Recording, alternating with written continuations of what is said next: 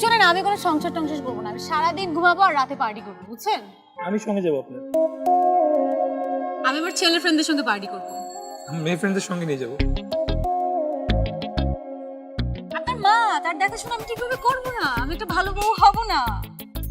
তো দেখাশোনা এমনি করতে হবে না, বাসায় অনেক কাজের লোক আছে। আমি আপনার মার সঙ্গে খারাপ ব্যবহার করবো, ঝগড়া করবো সারাদিন।